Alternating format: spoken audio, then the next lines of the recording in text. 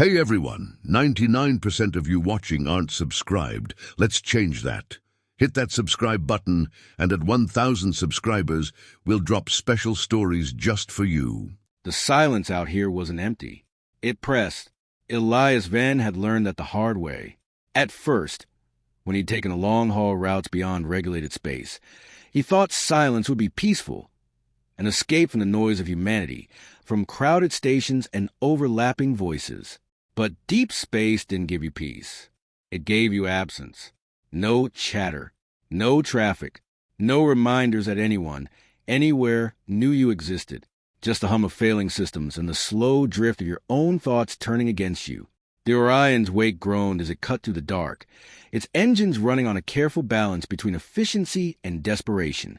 Elias sat alone in the cockpit, boots propped against console, staring at a display that hadn't changed in hours. No signals, no ships, no life, just another dead stretch of the galaxy. Thruster output at 82%. The ship's AI reported in its calm, indifferent tone. Elias didn't look up.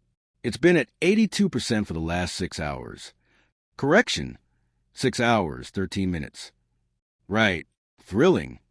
He reached for a metal cup floating lazily beside him, catching it before it drifted too far.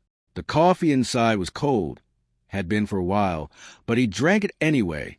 Out here, you didn't waste anything. Not fuel, not food, not distractions. A flicker across the console. Elias frowned. "Don't start," he muttered, tapping the screen. "I just fixed you." The flicker vanished. For a moment, everything returned to normal.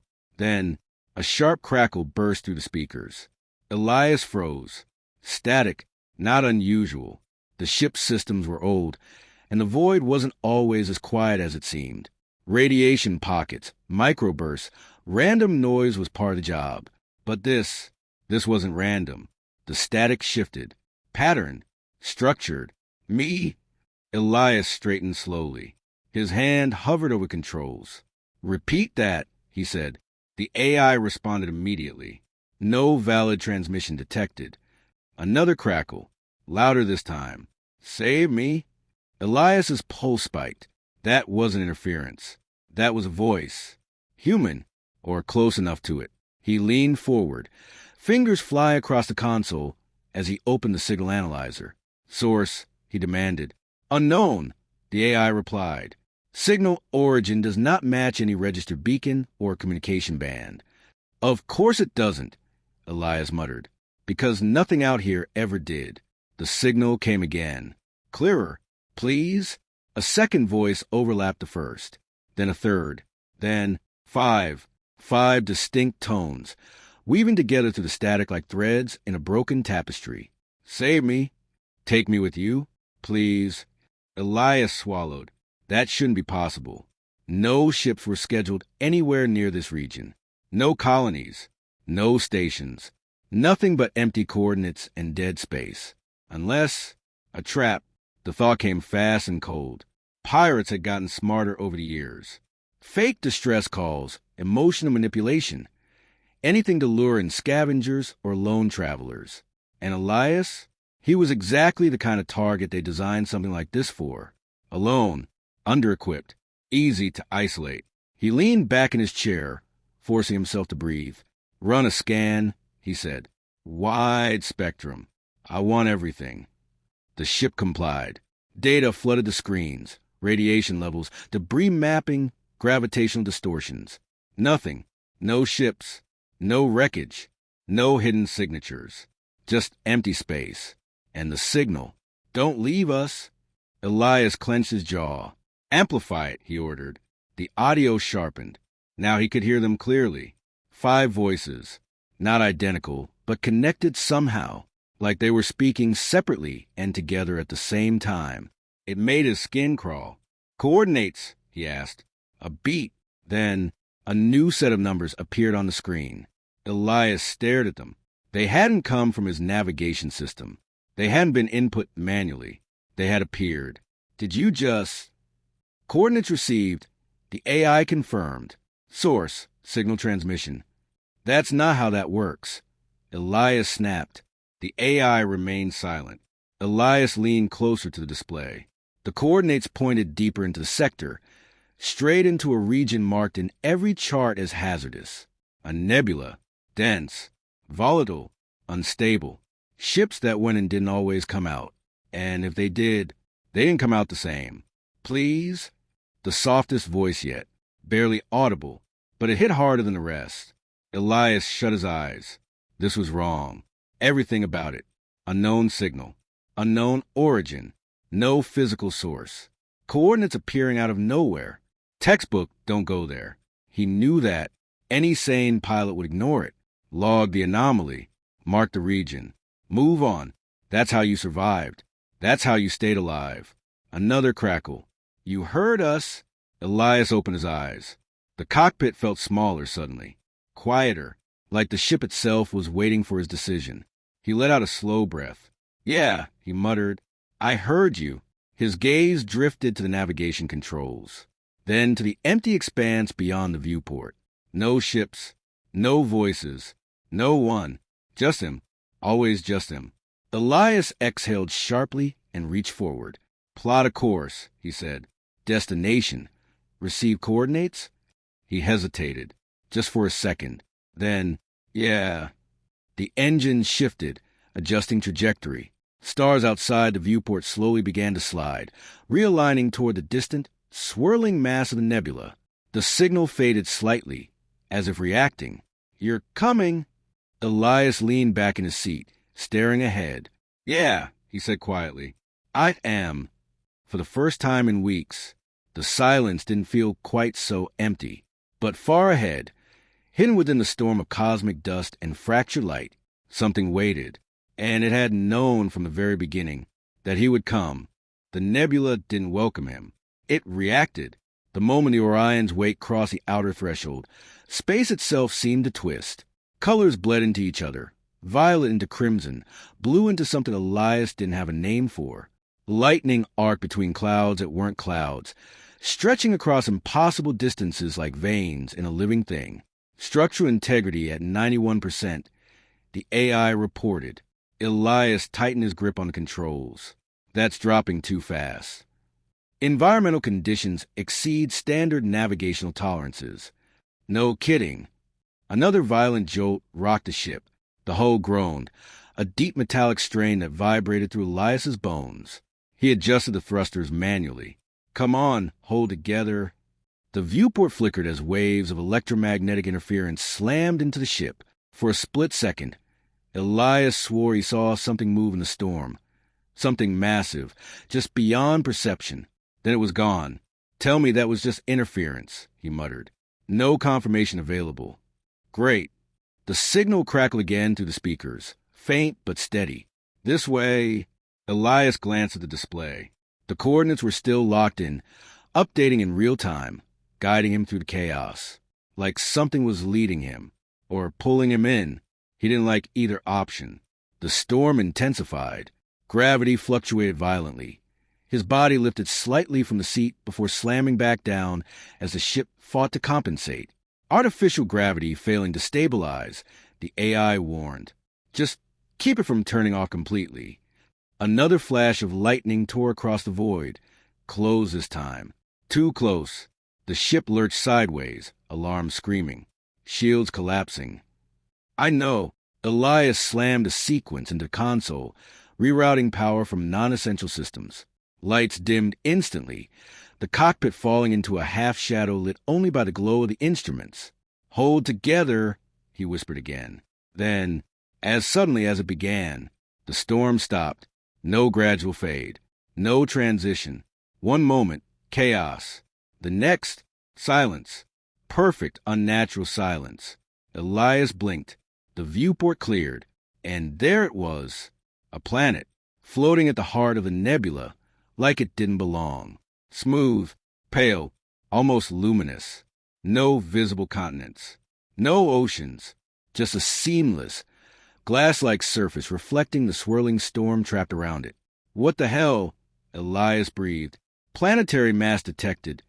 The AI confirmed. No records found in known databases. Of course not, because nothing about this place should exist. Elias ran a scan. Atmosphere. Stable. Breathable. Life signs. A pause. Then, undetermined. He frowned. Undetermined. Readings are inconsistent. That's not an answer. It is the only available one. Elias stared at the planet. It felt wrong. Not dangerous in an obvious way. No visible threats, no immediate hazards. But wrong in a way he couldn't explain, like it was too still, too perfect. You're close. The signal again. Clearer now. Stronger. Elias exhaled slowly. Well, he muttered. No turning back now. The descent was smooth. Too smooth. No turbulence. No resistance. The ship passed through the atmosphere like it wasn't even there. Surface approaching, the AI said.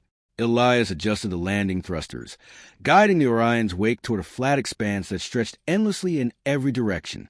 As the ship touched down, there was no dust, no wind, no sound, just stillness. Elias sat there for a moment, staring out at the alien landscape. Then he unstrapped himself. Stay on standby, he said. Standing, always. He grabbed a sidearm, more out of habit than confidence, and moved toward the airlock. As it opened, a softness broke the silence. Then, nothing. No wind rushed in. No temperature shift. Just quiet. Elias stepped outside.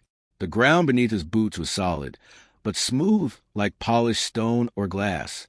It reflected faint distortions of the sky above, the swirling nebula visible even from the surface. He looked around. No structures. No movement. No life. Undetermined, he muttered, echoing AI. Then, here, Elias turned sharply. Ahead of him, something shimmered.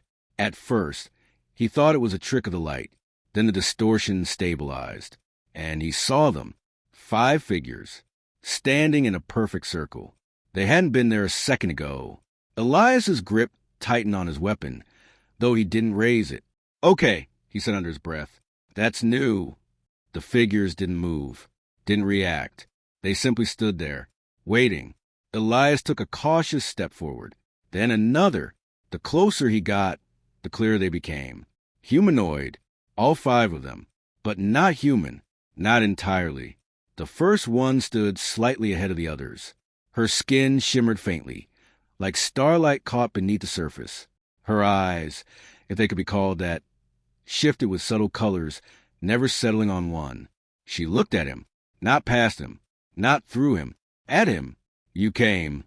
Her voice, clear, soft, familiar. Elias felt a chill run down his spine. You sent the signal, he said. She nodded once. Behind her, the others stepped forward, each one different. One with hair that flowed like liquid metal, moving even in the absence of wind. One whose eyes burned softly like contained suns. One surrounded by faint, shifting geometric shapes, patterns that appeared and vanished like thoughts made visible. One whose body flickered at the edges, as if she wasn't fully anchored to reality. And the last looked the most human. Not perfectly, but close enough that, at a glance, she could almost pass. She stepped closer than the others, closer than Elias was comfortable with. But he didn't move. You heard us, she said quietly. Elias nodded slowly. Yeah.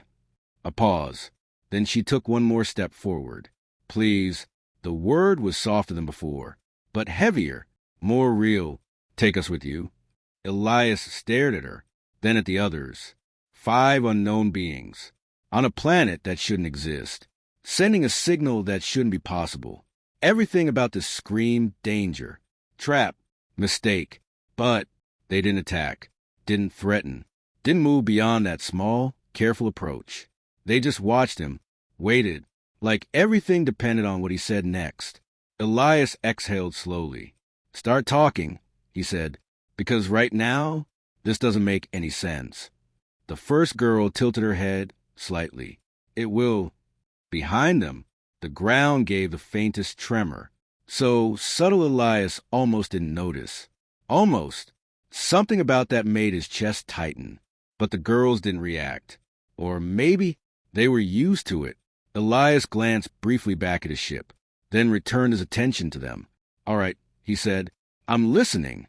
And somewhere deep beneath the surface of that silent, perfect world, something shifted. Elias didn't lower his guard. Not for a second. 5 of them. Unknown origin. Unknown capabilities. Unknown intentions. And yet, none of them moved like predators. They stood in a loose semicircle now, no longer perfectly still, but not advancing either. It felt deliberate, like they understood distance, like they were trying not to scare him. That didn't make it better. It made it stranger. Let's start simple, Elias said, his voice steady but firm. Who are you? The metallic-haired girl glanced briefly at the others, as if waiting for permission. The one with shifting starlight skin spoke first. We are what remains. Elias frowned. That's not an answer. That's a riddle. It is both, said the one with glowing eyes. He exhaled slowly. All right, let me rephrase. What are you? A pause. Not hesitation. Calculation. The girl, surrounded by geometric patterns, lifted her hand slightly. The air in front of Elias bent. Shapes unfolded. Lines of light forming complex structures, rotating in impossible dimensions. The patterns moved too fast to fully comprehend, but fragments made sense. Cities, massive, radiant, alive with energy. Beings, countless beings, moving through structures that didn't obey physics the way Elias understood it. This was us, she said. Elias stared. A civilization, he murmured. Yes. What happened to it? The images changed. The light dimmed. Something dark crept in, not like shadow, not like matter, like absence. Where it touched, things didn't break. They vanished. No explosion. No debris. Just gone. Elias felt his throat tighten. That's not destruction, he said quietly. No, said the translucent girl. Her voice flickered slightly, like her form. It is removal. By what? All 5 of them spoke at once. We do not know. The sound of their voices, overlapping, wasn't chaotic. It was precise, like they were meant to speak together. Elias rubbed the back of his neck. You don't know what wiped out your entire species. We know what it does, said the glowing-eyed one, which is, it ends existence. Elias let out a humorless breath. That's comforting. The almost human girl stepped a little closer again. It is not a force you can fight, she said gently. Not in the way you understand. Then how are you still here? That question hung in the air. This time, it was a starlight-skinned girl who answered. Because we are not entirely here. Elias narrowed his eyes. Explain. The geometric patterns shifted again, simpler this time. A sphere appeared, representing the planet. Around it, faint layers, like overlapping realities. We were preserved, she said. Converted. Stored. Stored where? She gestured around them. Here. Elias looked down at the smooth surface beneath his boots. This whole planet is, what? A vault. Yes. Containing you? Yes. He let out a low whistle. That's a lot to process. The metallic-haired girl spoke next. We are fragments. Consciousness patterns. Reconstructed into forms you can perceive. Elias blinked. So you're not actually physical? The translucent girl flickered more noticeably. Not entirely. That explained a lot. And raised even more questions. Elias crossed his arms. Okay, let's say I believe all that. Why contact me? You were the only one who would answer, said the glowing-eyed girl. That's not good enough. It is accurate. Elias shook his head. There are thousands of ships out there. Not here, she replied. And the ones that would not come. Why not? The almost human girl met his gaze again. Because they are not like you. Elias gave a small, dry laugh. You don't know anything about me. We know enough. That sent a chill through him. How? He asked. A brief silence. Then, we listened. Elias stiffened. To what? Your transmissions. Your logs. Your voice. His stomach dropped slightly. You've been watching me? Observing. The starlight-skinned girl corrected gently. That's not better. We needed to understand you, said the geometric pattern one, to determine if you were compatible. Compatible with what? The answer came from all 5 again. Survival. Elias ran a hand through his hair. You're telling me you studied me because you needed a ride? It is more complex than that. Then make it simple. The almost human girl stepped closer still. Now she was within arm's reach. Elias didn't move, but every instinct told him he should.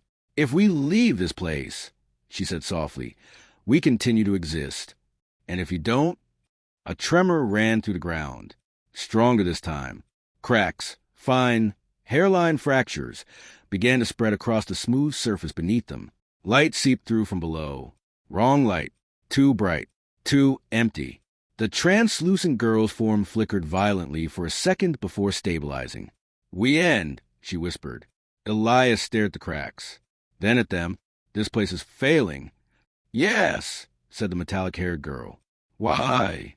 We do not know, said the glowing-eyed one. But we can feel it, added another. It is breaking down, said the first. And when it does, the almost human girl finished. So do we. Another tremor. This time, Elias felt it in his chest, like something deep below was waking up, or pushing upward. He looked up instinctively. The sky, the swirling nebula visible even from the surface, pulsed faintly. For a split second, something moved within it. Vast, impossible, gone before he could focus. You see it too, the translucent girl said. Elias swallowed. Yeah, that is why we must leave. He looked back at them. 5 beings. Not quite alive. Not quite real. And something out there, something that erased entire civilizations, was getting closer. Elias exhaled slowly. This is insane. Yes, said the glowing-eyed girl. Dangerous. Yes. Possibly the worst decision I could make. All 5 of them tilted their heads, slightly. Yes, they said together. Elias let out a quiet, almost incredulous laugh. Great. Another tremor. Louder. Closer. Time was running out. He looked at them one more time. Last question, he said. They waited. Why ask me to save you? The almost human girl's expression softened. Not artificial. Not calculated. Something real. Because, she said quietly, you still know how? That answer hit harder than anything else they'd said. Elias didn't respond immediately, because he didn't know if it was true, or if he just wanted it to be. Behind them, the cracks spread wider, and beneath the surface, something began to rise. The ground was breaking, not slowly, not gently. Cracks split across the glass-like surface in jagged lines, spreading outward from beneath the 5 girls like fractures in something never meant to fail. Light bled through from below, blinding, colorless, wrong. Elias took a step back instinctively. Okay, he said, voice tightening. That's getting worse. Yes, the starlight-skinned girl replied calmly. Too calmly. Another tremor hit. Strong enough this time to throw Elias slightly off balance. He caught himself, boots scraping against the smooth surface.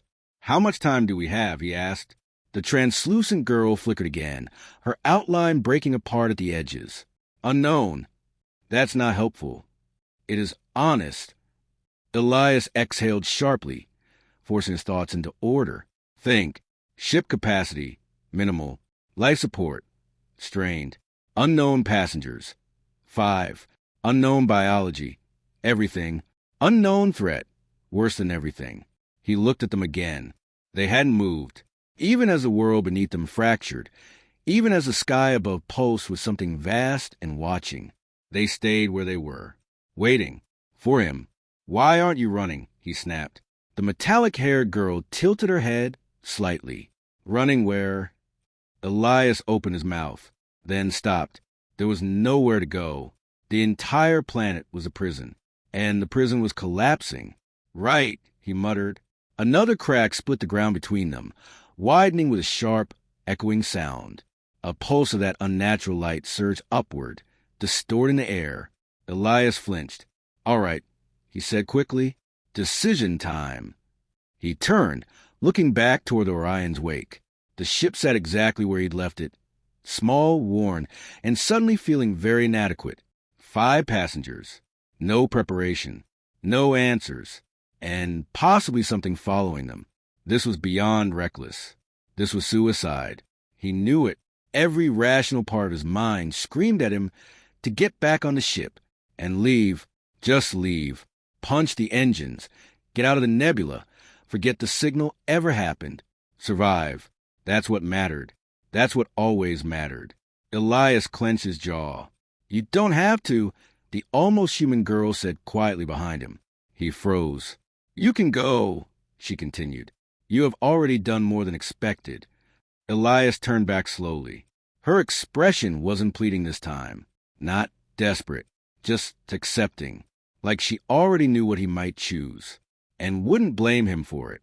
That made it worse. Don't do that, he said. Do what? Make it easy to leave. A faint pause. Then, I am not trying to, she said. Another tremor.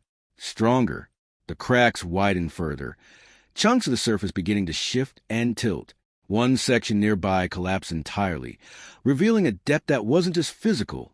It was absence. Elias stared into it for half a second, then looked away quickly. Yeah, he muttered. Definitely not staying. He ran a hand over his face, then dropped it with a sharp exhale. Fine. The word came out rough. Final. All five of them stilled. You come with me, Elias said, stepping forward again. All of you, but we do this my way. Their attention sharpened instantly. My ship, my rules, he continued. You listen when I say something. You don't mess with anything you don't understand. And if this turns out to be some kind of, he gestured vaguely, cosmic mistake, I reserve the right to panic. A faint flicker passed through them. Something like confusion. Then, agreed, said the glowing-eyed girl. Yes, added the metallic-haired one. We accept, said another. The translucent girl gave a slight, unstable nod. Finally, the almost human girl stepped forward one last time. Thank you, she said softly. Elias shook his head. Don't thank me yet. He turned sharply toward the ship. Move. Now. This time, they didn't hesitate. They followed. The ground shifted violently as they ran. If it could be called running, the girls moved smoothly, almost gliding over the unstable surface, their movements unnaturally precise even as the terrain collapsed around them. Elias wasn't so graceful. Yeah, this is great, he muttered, jumping over a widening crack. Behind them, a deep, low sound began to rise. Not from the sky. From below. Elias felt it more than heard it. A vibration that crawled up through his boots and into his chest. Please tell me that's just the planet falling apart, he said. It is not, the translucent girl replied. Of course it's not. They reached the ship just as another section of ground gave way behind them. Inside, Elias barked, slamming his hand against the access panel. The airlock hissed open. One by one, the girls stepped in, each passing through the threshold with a brief flicker, like reality had to adjust to let them through. Elias followed last, hitting the seal command the second. He crossed inside. Lock it down. Airlock sealed. The AI confirmed. Good. Great. Fantastic. Let's leave. He rushed into the cockpit, dropping into the pilot's seat and bringing the systems online at full power. Engines to max. I don't care they complain. Engines already complaining. Then they can complain faster. The ship lifted. Thrusters firing hard as the surface below continued to fracture. Through the viewport, Elias caught one last glimpse of the planet. The cracks had spread everywhere now. The smooth surface was gone, replaced by a collapsing lattice of light and void. And beneath it, something vast shifted, not fully visible, not fully real, but there, watching, waiting. Go! One of the girls whispered. I'm going. Elias snapped. The Orion's wake surged upward, breaking through the thinning atmosphere. The nebula loomed ahead, still violent, still dangerous. But now, something inside it moved. Elias saw it clearly this time. A distortion, massive, stretching across impossible distances. Not a shape, not a creature, but something that bent space around it like it didn't belong. His breath caught. That's new, he said hoarsely. Yes, said the glowing-eyed girl quietly. It has noticed us. Elias tightened his grip on the controls. Yeah, he said, I was afraid of that. The engines roared. The ship plunged back into the storm. Behind them, the planet collapsed completely, and whatever had been beneath it was no longer contained. Elias didn't look back. He couldn't, because for the first time since he'd heard the signal, he wasn't just running from something. He was carrying it with him. And somewhere in the shifting chaos of the nebula, something followed.